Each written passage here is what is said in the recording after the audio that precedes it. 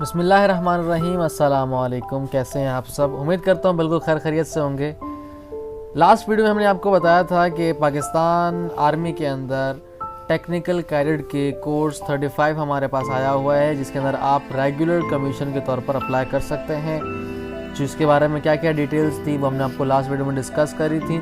आज हम इंशाल्लाह डिस्कस करेंगे कि how to register for that induction. उस इंडक्शन के लिए हम किस तरीके से रजिस्टर करें, क्या प्रोसीजर होगा, क्या क्या चीज़ें रिक्वायर्ड होंगी, वो हम आपको बताएंगे। सबसे पहले आप जाएंगे, लिखेंगे ज्वाइन पाकिस्तान आर्मी अपने वेब ब्राउज़र के ऊपर, तो आपके पास आ जाएगा इस तरीके का पेज आ जाएगा। यहाँ आप लिखा होगा ज्वाइन पाकिस्तान आर्मी, आप इसको क्लिक करेंगे।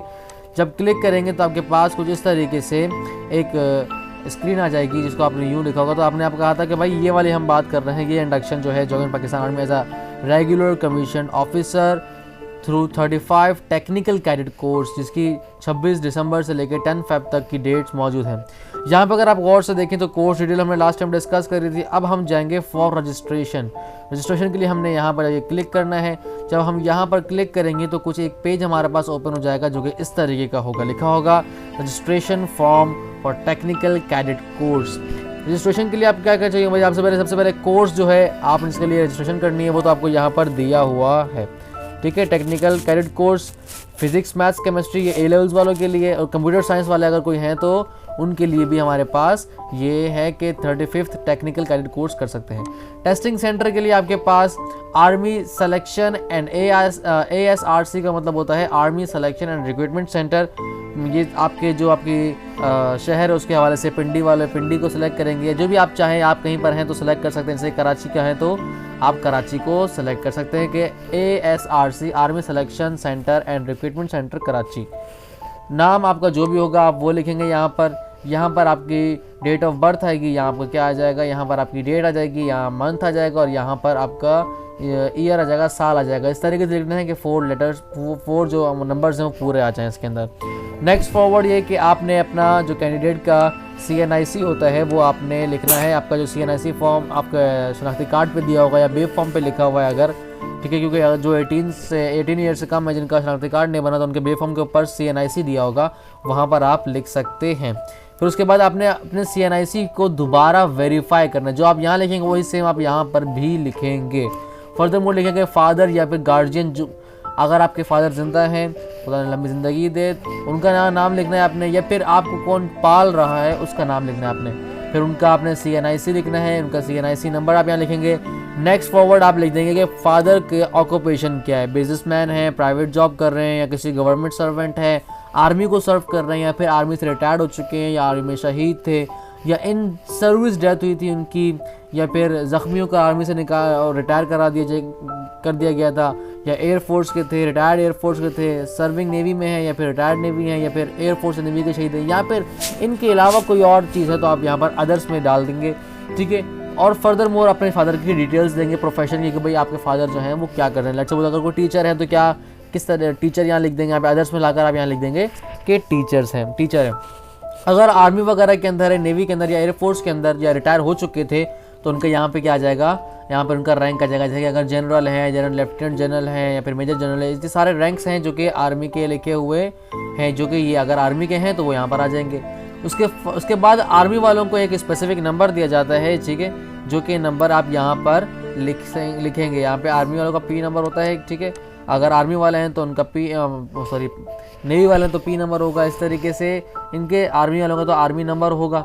तो जो गवर्नमेंट सर्वेंट्स होते हैं जैसे कि एयरफोर्स, आर्मी या फिर नेवी के, इन सब के यहाँ नंबर्स होते हैं स्पेसिफिक, उनके सर्विस नंबर होते हैं, वो यहाँ पर लिखेंगे अगर आपके फादर आर्मी, नेवी या एयरफोर्स में हैं तो। फर्दर मोर ये कि अगर वो आर्मी के अंदर हैं तो किस जगह पर हैं, रेजिमेंट क्या है, उनकी कॉर्प क्या, मीन से कि उनकी जो जॉब कर रहे हैं वो कहाँ पर जॉब कर रहे हैं, ठीक है, वो लिखेंगे आप। फर्दर मोर ये कि आपकी जो फादर की पेरेंट यूनिट हमारे पास वो उस चीज़ को कहते हैं कि जहाँ पे पहली दफ़ा जब वो इंडक्ट हुए थे, जब आर्मी में गए थे तो पहली मर्तबा किस जगह पर गए थे, वो कौन सी यूनिट में पहली दफ़ा गए थे, उसके बाद उनके ट्रांसफर्स वगैरह जो हो गई। यहाँ रेजिमेंट में आपने लिख रहे हैं कि करंटली वो कहाँ पर हैं, और पेरेंट यूनिट में आपने वहाँ लिख रहे हैं कि पहले वो कहाँ, सबसे पहली मर्तबा कहाँ गए थे। ये आपके फादर अगर होंगे तो आपको बता देंगे अच्छे तरीके से। फादर का स्टेटस क्या है कि वो अलाइव हैं या फिर डिसीज्ड हैं। अलाइव का मतलब जिंदा और डिसीज्ड का मतलब है कि इनकी डेथ हो गई है। इनकम कितनी होती है फादर की, यहाँ पर आप लिख देंगे कि भाई लेस देन 25,000 होती है, या फिर 26,000 से 50,000 के दरमियान होती है, या 51,000 से 1 लाख के दरमियान, या 1 लाख से 1.5 लाख के दरमियान, या फिर मोर देन 1.5 लाख आपके फादर की इनकम है, यहाँ लिखेंगे। अगर फादर की डेथ हो गई तो यहाँ पर प्लेस ऑफ डेथ लिखेंगे। अगर डेथ नहीं हुई तो आप यहाँ पर इसको नील कर देंगे या इसके ऊपर डैश लगा देंगे आप। अगर फादर की जैसे डेथ हो गई तो नेचर ऑफ डेथ क्या थी, एक्सीडेंट हुआ था या फिर नेचुरल डेथ हुई थी, ठीक है, ये आप लिखेंगे। प्लेस ऑफ ऑपरेशन, अगर उनके फादर का कोई ऑपरेशन वगैरह आपका हुआ है तो कौन सा हॉस्पिटल में, या कराची में या किसी शहर में जहाँ पर ऑपरेशन हुआ उनका, तो वहाँ लिखेंगे। अगर ऑपरेशन हुआ तो उनकी इंजरी की क्या टाइप थी, माइनर इंजरी थी या मेजर इंजरी थी। माइनर का मतलब होता है जिसमें छोटा ऑपरेशन उसको कहते हैं हम, मेजर का मतलब होता है बड़ा ऑपरेशन, जहाँ पे हम कहते हैं जिसको नॉर्मल लैंग्वेज के अंदर माइनर का मतलब ये है कि कोई छोटी सी जहाँ पे जान का खतरा ना हो, माइनर इंजरी उसको कहते हैं। मेजर उसको बोलते हैं जहाँ पे जान का खतरा हो। फर्दर मोर मदर की डिटेल्स हैं कि मदर का नाम आपने यहाँ पे लिखना है, मदर का CNIC नंबर लिखना है, मदर का जो प्रोफेशन है वो क्या है, कि मदर आपकी हाउस वाइफ हैं या फिर ये जो बाकी जो सेम है फादर का था उस तरीके से। अगर आपकी मदर कुछ नहीं करती हैं, घर पे होती हैं, तो आप क्या लिखेंगे, हाउस वाइफ लिखेंगे। फर्दर मोर अगर कोई प्रोफेशन है मदर का तो आप वहाँ पर इसको लिख देंगे। अगर नहीं है कोई प्रोफेशन तो आप यहाँ पर इस दोबारा आप हाउस वाइफ लिख देंगे। दोबारा यहाँ पर क्या लिख देंगे आप, हाउस वाइफ, क्योंकि आपकी मदर का काम क्या है, घर को संभालना। फर्दर मोर ये कि अगर आपकी मदर कोई आर्मी के अंदर, नेवी के अंदर अगर मौजूद हैं और वो वहाँ पर सर्व कर रही हैं, तो ये बताना है कि भाई उनका रैंक क्या है।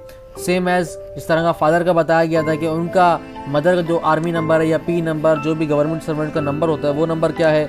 मदर की रेजिमेंट, करंट रेजिमेंट कौन सी, जहाँ पे वो अभी काम कर रही हैं, जिस यूनिट में भी वो एज आर्मी, नेवी या एयरफोर्स के पर्सन के तौर पर वो काम कर रही हैं। और ये मदर से पूछ लिखना है कि उनका पेरेंट यूनिट क्या है था, मीन्स है कि जब वो इंडक्ट हुई थी तो उस वक्त वो सबसे पहले कौन सा यूनिट में गई थी। अपनी मदर का स्टेटस लिखना है कि वो डिसीज्ड हैं या फिर अलाइव हैं, उनकी इनकम लिखनी है। अच्छा, यहाँ पर लिखना है अपने फादर की एजुकेशन, आपके फादर ने कितना पढ़ा। अगर आपके फादर ने कुछ नहीं पढ़ा तो इलिटरेट लिखेंगे। प्राइमरी तक पढ़ा है तो primary, middle, matric, intermediate, bachelor, master या फिर पोस्ट ग्रेजुएट या फिर प्रोफेशनल डिग्री कोई हासिल करी हुई है तो वो भी आप यहाँ लिखेंगे। सेम एज फॉर मदर, अगर मदर ने आपकी पढ़ा है तो उसकी भी सब एजुकेशन डिटेल्स आप ऐड करेंगे। सिबलिंग्स आप पे कितने, आपके बहन भाई कितने, आप यहाँ पे काउंट लिखेंगे, नंबर लिखेंगे। जिस तरह मेरे सिबलिंग्स अगर 5 हैं तो मैं यहाँ पे लिखूँगा 5। फैमिली इनकम, फैमिली इनकम का मतलब ये है कि आपके जितने फैमिली मेम्बर हैं, फादर हो गई, मदर अगर काम कर रही है, कोई बड़ा भाई काम कर रहा है, टोटल पूरी फैमिली है, आप खुद काम करते हैं, तो फैमिली मिला के कितने रुपए आपके मंथली इनकम बन जाती है वो आपने यहाँ पर लिखना है। डोमिसाइल आपको मैंने वैसे लास्ट वीडियो में बताया था कि भाई अगर आप अप्लाई करें तो डोमिसाइल और PRC लाजमी बनाना ज़रूरी है। डोमिसाइल आपका कहाँ का बना हुआ है, यहाँ पे आपने लिखना है। जैसे कि भाई कराची का डोमिसाइल बना हुआ है। अब कराची में 4 डिस्ट्रिक्ट आते हैं, Karachi central, Karachi east, Karachi south और कराची वेस्ट। अब जहाँ का बना हुआ है, लेट्स कराची वेस्ट का बना तो कराची वेस्ट हमारे पास है। फर्दर मोर इनका डिस्ट्रिक्ट क्या, यहाँ पर क्या आ जाएगा, यहाँ पर भी क्या आ जाएगा, कराची। डोमिसाइल जहाँ का बनता है वही डिस्ट्रिक्ट यहाँ पर लिखा हुआ होता है। अब यहाँ बोलो भाई कराची वेस्ट, जिस तरह डोमिसाइल है मेरा तो कराची वेस्ट ही मेरा डिस्ट्रिक्ट है। प्रोविंस कौन सा है, कराची प्रोविंस सिंध होता है। पोस्टल कोड आपका जो इलाका है, आपका जो डिस्ट्रिक्ट है, उसका आपका जो एयर टाउन है उसका एक पोस्टल कोड होता है, वो यहाँ पर आप लिखते हैं, ठीक है। तहसील क्या है आपकी, कराची की कोई एक शहर है तो उसकी तहसील वगैरह नहीं। अगर आप कोई और इंटरनल कोई रूरल एरिया दिखेंगे तो उसके अंदर क्या होगा, आपका तहसील वगैरह भी होती है। एड्रेस आपने कंप्लीट एड्रेस लिखना है, आपने आपका जो परमानेंट एड्रेस है या फिर आपके यहाँ पर आपने लिखना है प्रेजेंट एड्रेस, जो कि आपके CNIC के ऊपर लिखा हुआ है, कंप्लीट लिखना है। उसके बाद यहाँ पर आपने लिखना है परमानेंट एड्रेस। परमानेंट एड्रेस का मतलब होता है वो एड्रेस जो कि बेसिकली आपके शनाख्ती कार्ड अगर आप देखें तो उसके पीछे लिखा होता है एक मौजूदा पता और एक लिखा होता है आपका मुस्तकिल पता।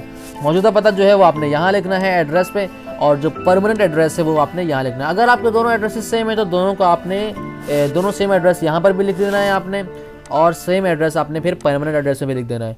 कैटेगरी आपको क्योंकि पता है कि ये इंडक्शन सिर्फ और सिर्फ मेल के लिए है। मैरिटल स्टेटस जो है वो क्या होगा, अनमैरिड है, क्योंकि मैरिड पर्सन यहाँ पर अलाउड नहीं है। ये जो कैटेगरी है, ये जो कोर्स में आया है, ये सिर्फ और सिर्फ अनमैरिड्स के लिए।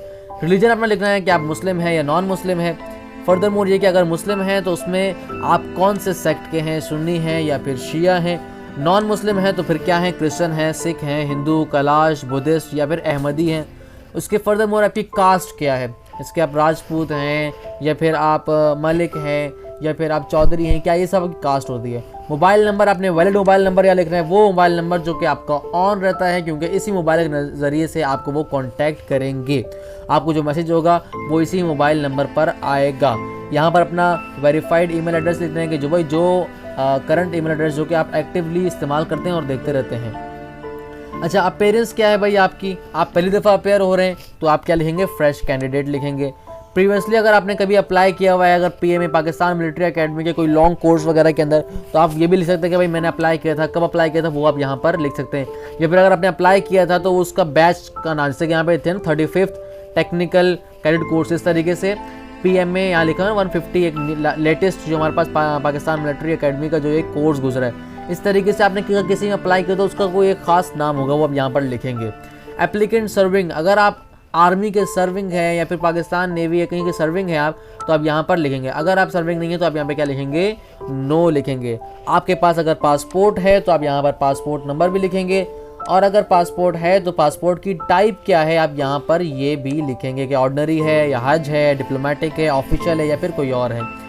पासपोर्ट की इशुएंस डेट की थी क्या थी कि कब इशू हुआ पासपोर्ट, कहाँ पे इशू हुआ, कौन सी जगह से आपने पासपोर्ट बनाया, अपने वहाँ लिखना है। ये डिटेल्स होती है जो कि आपके हवाले से, आपके फैमिली के हवाले से, आपके मदर और फादर के हवाले से थी।